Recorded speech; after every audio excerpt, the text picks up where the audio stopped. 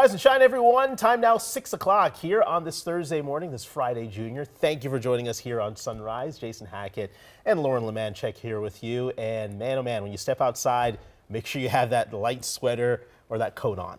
Yes, before the kids head to the bus stop, you're going to want to tell them today is not the day for shorts and a t-shirt this morning, It is John. not, yes. 50 degrees was my threshold as a kid to wear shorts, so theoretically I would be in jeans today. So again, dress a little bit differently. It's much cooler out here.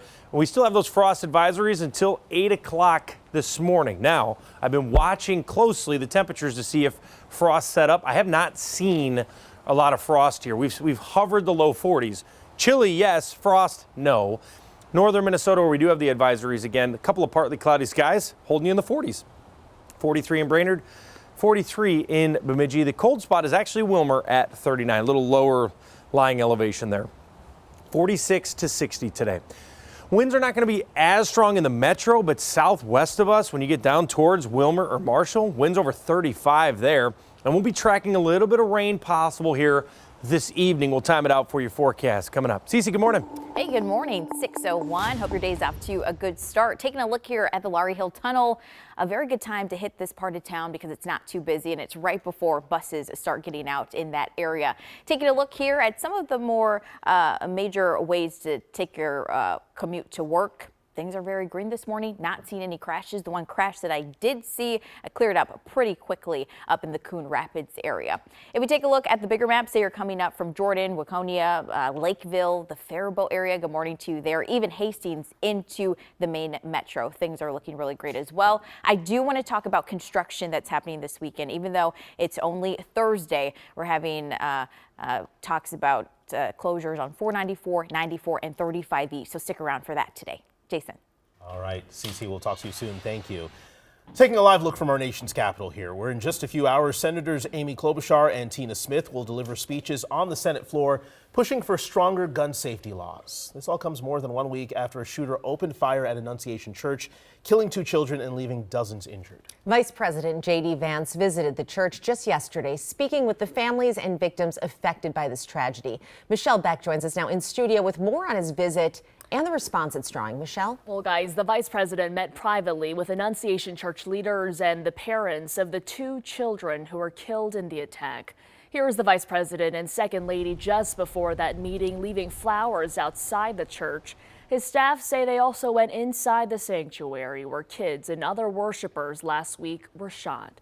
Meanwhile, across the street, we saw signs like this one calling for a ban on assault rifles. Look, I'm not going to tell the Minnesota lawmakers or the governor exactly how they should respond to this tragedy.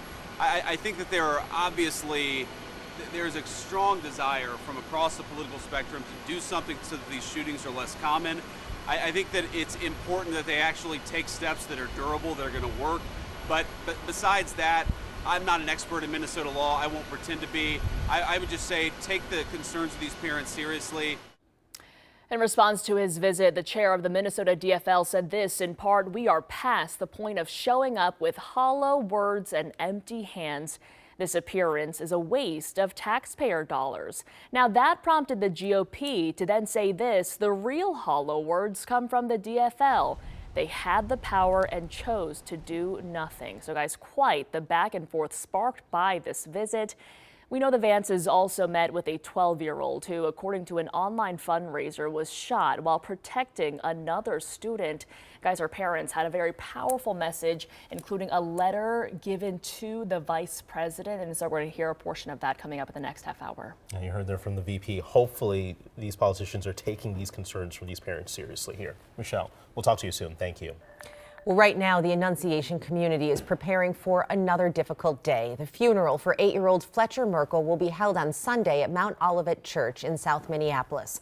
Visitation will start at 2 p.m. and his funeral will start at 4. Fletcher's family is asking people to come in bright colors and give to the family's fundraiser in lieu of flowers. The service is open to the public. Funeral plans for the other victim, 10-year-old Harper Moisky, have not yet been publicly announced. The shooting at Annunciation Church has renewed conversations around mental health. But this morning, at least 2 school mental health programs in Minnesota say they're losing funding because of federal cuts. Audrey Russo is joining us live now with those details. Audrey.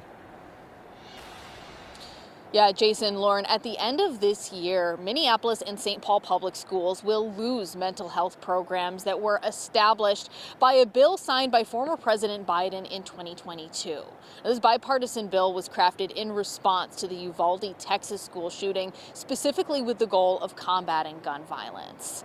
Now, the funds are funneled through the U of M school psychology program, and it puts grad students in schools to provide mental health services.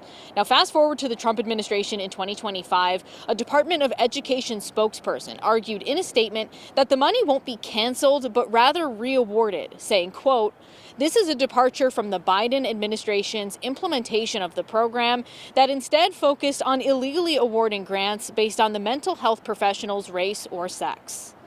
Having a workforce that represents the individuals you're serving is a really important thing. And so really disappointed to see that that specifically was, of issue. And I think a lot of us are wondering, who's going to be paying the cost of this at the end of the day. Now, the U of M school psychology program has already appealed the termination of their grants, but they tell us one of those appeals has been denied. Back to you. All right, Audrey, thank you very much. And the KARE 11 team has been closely monitoring all the developments from Annunciation Church. You can follow our coverage anytime on KARE11.com and on KARE 11 Plus.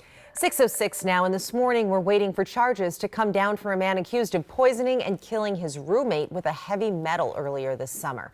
St. Cloud police say they were called to the hospital in late June when doctors found an extremely high level of thallium in 33-year-old Cody Ernst's system.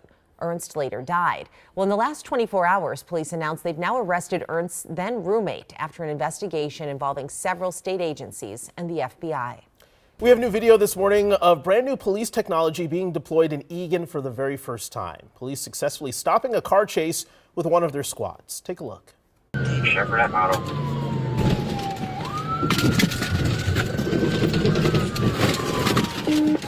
Fish on, fish on.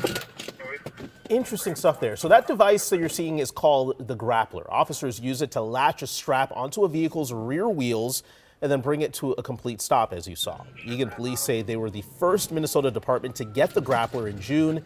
They deployed it over the weekend for the first time after police say the driver ran a red light, allegedly fleeing from officers.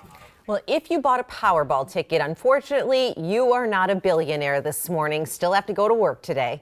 But the good news is the jackpot is going up and you'll have another chance on Saturday. But you could also be $1 million richer right now because one ticket sold in Minnesota matched those first 5 numbers drawn in the last 8 hours. We checked just before the newscast, found it was purchased at Speedway in Inver Grove Heights. There was also a $50,000 winner in Rosemount. Saturday's jackpot now sits at $1.7 billion, the third largest in U.S. lottery history, and that's a cash value of $770 million. And I don't think any of us actually bought a ticket. No, we did. I still have that dollar that I showed off yesterday. Yeah, you're proud of it. Still in my pocket. Okay.